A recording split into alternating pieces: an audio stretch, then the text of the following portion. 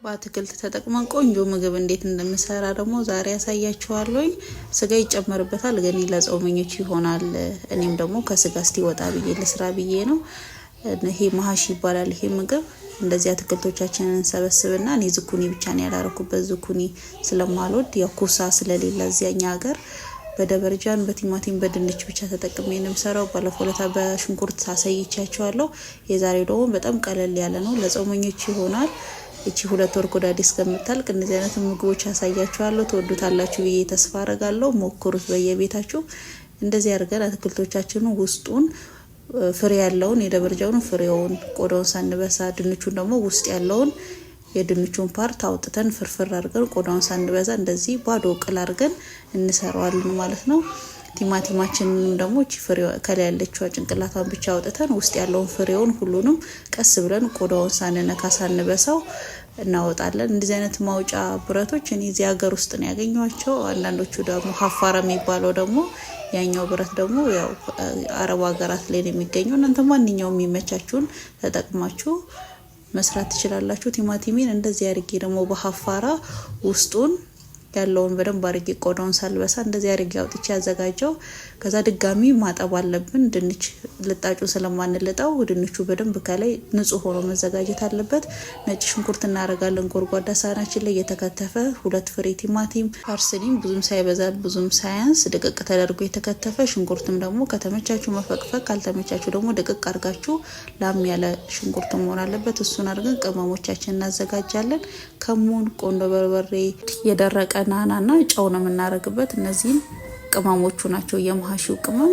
ከዛ እዚህ ጋር ደግሞ የሮማን የተጨመቀ ጭማቂ አለ። ሮማን እኛ ጋር አለ፣ የትኛው ቦታ ታገኛላችሁ ሱፐር ማርኬት ላይ። እሱን ደግሞ 2 ሾርባ ማንኪያ የሚያህል ማረግ አለብን። ሮማን ከሌለው አይጣፍጥም። ከሌላችሁ ደግሞ ያው ማጂ መጠቀም ትችላላችሁ፣ የአትክልት ማጂ። እሱን ትንሽ ዘይት አድርገን በደንብ ውህዱን ማደባለቅ አለብን። ሩዛችንን በደንብ አጥበን 2 ኩባያ የሚሆን ሩዝ አርጌ ያለውኝ አጭሩን ሩዝ የኢትዮጵያ ሩዝ መስሪ የሚባለውን። ከዛ ግማሽ ሎሚ ውሃ ያለው እሱን አድርገን ፍሬውን የሎሚውን አውጥተን እንደዚህ በደንብ አድርገን እንደባልቀዋለን። ከዛ ያዘጋጀ ነው አትክልት ውስጥ እንደዚህ ግማሽ ድረስ ሳንሞላ፣ ምክንያቱም ሲበስል ሩዙ ስለሚወፍር ስለሚነፋፋ ላይ ድረስ ስለሚመጣ ግማሽ ድረስ ነው መሆን ያለበት። ጥቅጥቅ ማድረግ የለባችሁም። እንደዚህ ወዝወዝ እያረጋችሁ ለመብሰል እንዲመች አድርጉት። እንደዚህ እያረኩኝ ድንቼን ደበርጃኑን ቲማቲሙን ውስጡ እየከተትኩኝ ሩዙን ግማሽ ድረስ እየደረደርኩ አዘጋጀሁት። ሩዛችሁን ከመቀመማችሁ በፊት ለ40 ደቂቃ ያህል ተዘብዝፎ ቢቀመጥ ቶሎ ይበስልላችኋል። በደንብ ደጋግማችሁ ጠቡት። ሽንኩርታችንን እንደዚህ ከስር እንደረድራለን። ሽንኩርት ማይመቻችሁ ደግሞ መተው ትችላላችሁ። ሽንኩርቱ ቆንጆ ጣዕም ስለሚሰጥ ነው። ከዛ እንደዚህ ቆም አድርገን ነው ምን ደረድረው። ካስተኛ ነው ወይም ጋደም አድርገን ካስቀመጥ ነው ሩዙ ስለሚደፋ እንደዚህ ቆም መሆን አለበት። እንደዚህ አድርጌ ድንቼ እንደበርጃን ቲማቲሜን ደረድራለሁ። ይሄን ምግብ ስትጠቀሙ የማይዝ ብረት ድስት ብትጠቀሙ አሪፍ ነው። ያው ውሃ ቢኖረውም እንዳይዝባችሁና ጎርንቶ ምግቡ እንዳይበላሽ ነንስቲክ የሆኑ ወይም እንደዚህ አይነት ኦሪጂናል የሆኑ ስታንስ ሊሆኑ ብረት ድስቶች ብትጠቀሙ ምግባችሁን በፍጥነት ያበስሉላችኋል። ሳሹን ሁድ ደግሞ የምንሰራው 2 የሾርባ ማንኪያ የምርት ሳልሳ እናረግበታለን።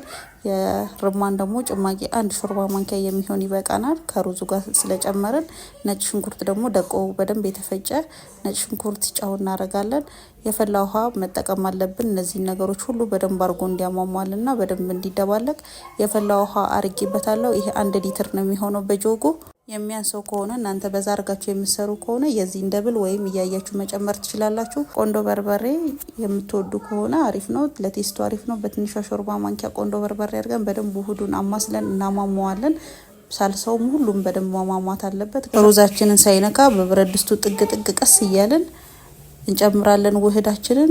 ላይ የምታፈሱት ከሆነ ግን ሩዝ ውስጥ ይገባና ሩዙ ወደ ውጭ ወጥቶ ይበላሽብናል ምግባችንን። ቅድም ደግሞ ያወጣሁትን ቲማቲም በደንብ አድርጌ ፈጭቼ ከሶሱ ጋር አንድ ላይ ደባልቄ አንድ ላይ እንዲንተከተክ አረኩትኝ። እንደዚህ አድርገን ሶሳችንን ከደባለቅን በኋላ ከርነን ለ50 ደቂቃ እንዳያርብን ወይም ውሃው እንዳያንስ እየተቆጣጠርን እናበስለዋለን። ከ50 ደቂቃ በኋላ እንደዚህ ቆንጆ ሆኖ በስሎልናል። ውሃውን ለብቻ በጎርጓዳ ሳህን እናረጋለን፣ መረቁን ማለት ነው። ደበርጃኑን ደግሞ የበሰለውን ደግሞ በሌላ ሳህን እንገለብጣለን።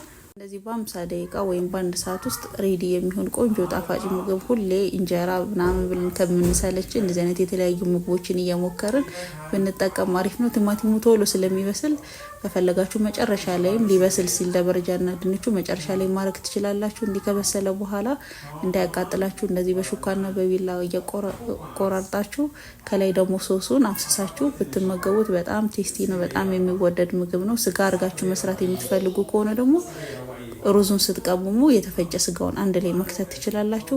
እኔ ግን ስጋ ዶሮ ምናምን ስላልፈለኩኝ እንደዚህ በቬጅቴሪያን ስለሆነ የፈለኩትኝ ሁሉንም በአትክልት ነው የተጠቀምኩትኝ የሰራሁትኝ። ይሄን ሬሲፒ በየቤታችሁ እየሞከራችሁ ተመገቡና አስተያየታችሁን ንገሩኝ። በጣም ነው የሚጣፍጠው። ፎሎ፣ ላይክ፣ ሼር አይረሳ። እያበረታታችሁ ነው። ለቆንጆ ቴክስታችሁም በውስጥም በኮሜንት ሴክሽን ላይ ለምታበረታቱኝ በጣም ነው ማመሰግነው። አዲስ ምግብ ከእንጀራ ከሀገራችን ምግብ ውጪ አሳያችኋለሁ። የዛሬ ምግባችን ይሄን ይመስላል። ቻው ባይ ባይ።